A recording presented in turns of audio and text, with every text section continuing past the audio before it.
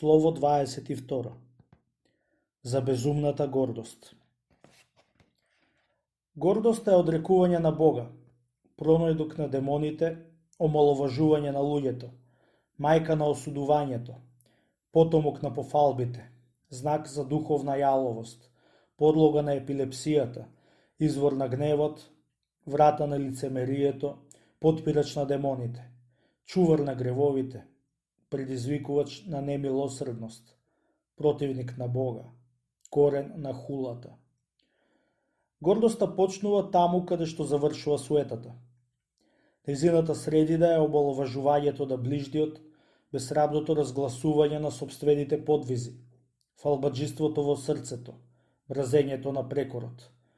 А нејзиниот крај е отфрлање на Божјата помош, надевање во своите сопствени сили, демонска природа. Сите ние што сакаме да го избегнеме падот во оваа јама, да слуштеме. Оваа страст често и со задоволство се храни со благодарност. Таа во почетокот и не наведува сосем отворено да го отфрлиме Бога. Сум видел луѓе кои што на зборови му благодареа на Бога, а во мислите се величаа самите себе си. Тоа јасно го сведочи оној фарисеј велејќи Боже ти благодарам, спореди Лука 18:11.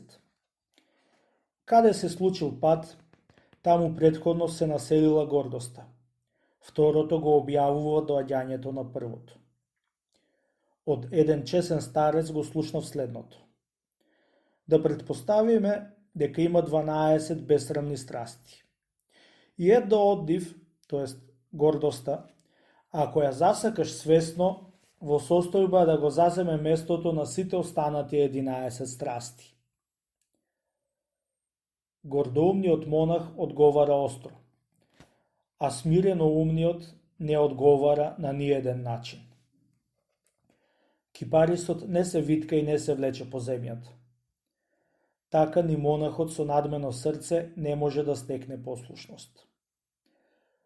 Човекот со гордо срце сака да владее. Се знае, тој поинаку и не може, подобро кажано, не сака, конечно да пропадне. Господ им се противи на гордите, спореди Јаков 4:6. Кој може тогаш нив да ги помилува? Нечист пред Господа е секој човек со надмено срце, спореди Изреки 16:5. Кој може тогаш да го исчисти таквиот? На гордиот човек поуката му е повод за пат, а поттикнувач демонот, додека вонсебноста доведува до оставеност од Бога. Во првите два случаи, луѓето често повторно успеваа да се извлечат, но последното човек не може да го излечи. Кој не трпи прекори, ја пројавува страста, а кој ги прима, се ослободува од синџирите со кои бил окован. Ако некој паднал од небото, без да има некоја друга страст, туку исклучиво заради гордоста, треба да испитаме не е ли можно со смирението, без секоја друга добродетел да се искачиме на небото. Гордоста означува загуба на севкупното духовно богатство, на сето она што со толку пот се постигнало.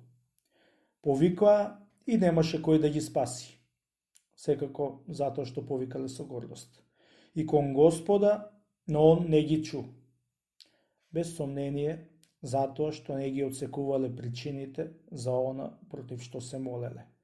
Спореди Псалм 17:42. Еден старец, мошне посветен во тајните на духовниот живот, го советуваше еден надмен брат. А овој заслепен му рече: прости отец, јас не сум горд. А се мудриот старец на тоа рече: каков појасен доказ за тоа би можел да ми дадеш, дете мое, ако не со тоа што велиш јас не сум горд. На таквите многу им одговара подчинување, што посуров и понеугледен начин на живот и читањето за надприродните подвизи на отците. Може би во тоа има известна мала надеж дека овие болни ќе се спасат. Срамно е да се китиме со туѓ украс, а крајно безумие е да се гордееме со Божите дарови. Гордеј се исклучиво со оние добродетели што си можел да ги извршиш пред да се родиш. Напротив, оние што си ги стекнал откако си се родил, ти ги дарувал Бог, како што ти го дарувал и самото раѓање. Твои добродетели би можеле да бидат единствено оние што си ги извршил пред да дојдеш до свест, а умот Бог ти го дарувал. На својот собствен труд можеме да му припишеме само оние победи што би ги постигнале без ова наше тело. Телото пак не е наше, туку создадено од Бога. Немој да се чувствуваш сигурен додека не ја премиш пресудата, имајќи го на ум оној кому му ги врзали и рацете и нозете и го фрлиле во темнина најкрајна, иако веќе седел на свадбената трпеза. Не биди надмен, земјен створу. Многумина падна од небото, иако беа свети и безтелесни. Кога цврсто ќе заседе во своите служители, демонот на гордоста, во сон или најаве, во вид на ангел, на светлината или на некој маченик, им открива известни тајни или им дава привид на благодат, за тие бедници да се излажат и наполно да го изгубат умот. Кога би поднеле и 1000 смрти за Христа, ни тогаш не би можеле да го отплатиме својот долг. Едно е крвта на Бога, а друго онаа на робовите, според вредноста, а не според суштината. Никогаш да не престанеме да се испитуваме и споредуваме себе си со отците и светилниците што живееја пред нас. Така ќе откриеме дека не сме ни зачекориле на патот на вистинското подвижништво, дека не сме го исполниле својот завет како што треба и дека се уште живееме светски. Вистински монах е оној човек кој што има ненадмено око на душата и неподвижно телесно сетило. Монах е оној кој што своите невидливи непријатели ги повикува и ги раздразнува како зверови, дури и кога бегаат од него. Монахот е непрестаен восхит и живоносна тага. Монахот е човек кој ги извршува добродетелите онака како што другите ги задоволуваат своите страсти. Монахот е непрестајна светлина во окото на срцето. Монахот е океанот смирение, во кој што паднал и се удавил секој зол дух. Надменоста доведува до заборавање на гревовите, а сеќавањето на гревовите е посредник на смирението. Гордоста е крајна беда на душата, која што во својата помраченост мисли дека е богата. Таа погада страст не само што не ни допушта да напредуваме, туку не турка и од достигнатата височина. Гордоста е калинка однатре гнила, а однадвор мазна и убава. На гордиот монах демон не му е потребен. Тој самиот себе си станал демон и непријател. Темнината и е туѓа на светлината, така и горделивецот и е туѓ на секоја светлина.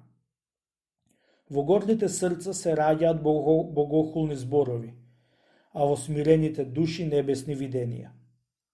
Крадецот го мрази сонцето, а горделивиот ги омаловажува кротките. Поголемиот број луѓе, како не знам, се залажуваат се до смртта со уверението дека се бестресни. Тие дури тогаш увидуваат колку е голема нивната беда. На човекот што го уловила гордоста, само Господ може да му помогне. Секое човечко средство за спасување би му било бесполезно. Во една пригода го фатив овој бесрамен измамник како се вовлекол во моето срце на рамената на својата мајка. Кога ги врзави едната и другата со јажето на послушанието и откако ги изудирав со камшикот на скромноста, ги притиснав да ми кажат како влегле во мене. Најпосле под ударите проговорија: ние немаме ни почеток ни раѓање, зашто самите сме почеток и родители на сите страсти. Потиштеноста на срцето, што се раѓа во подчинетоста, не малку војува со нас. Ние не поднесуваме кој и да е да владее над нас. Од небото паднавме токму затоа што и таму сакавме да владееме. Накусо кажано, ние сме родители на се што му се спротиви на смирението. Се што го помага смирението, нам ни е спротивно. Впрочем, и на небото се бевме осилиле. Каде значи да побегнеш од нас? Ние често доаѓаме по трпењето на навредите, по послушноста и негневењето, за непамтењето зло и верното служење. Наше потомство се падовите на духовните луѓе, гневот, озборувањето, самоволието, непокорноста. Постои само едно единствено нешто на кое не сме во состојба да се нафрлиме. Ќе ти кажеме што е тоа, зашто твоите удари многу не болат. Ако пред Господа искрено се обвиниш себе си, ќе не сметаш за пајажини. Како што гледаш, конјот на кој што јава гордоста е суетата. Но преподобното смирение и самоосудување ќе му се насмеат и на конјот и на неговиот јавач, пеејќи со восчит победничката песна да му запееме на Господа, зашто славно се прослави. Конјот и неговиот јавач ги фрли во морето. Спореди втора книга Мојсиева 15.1. И во бездната на смирението. 22 скалело. Оној што се искачил, ако воопшто бил во состојба да се качи, обелоденил огромна сила.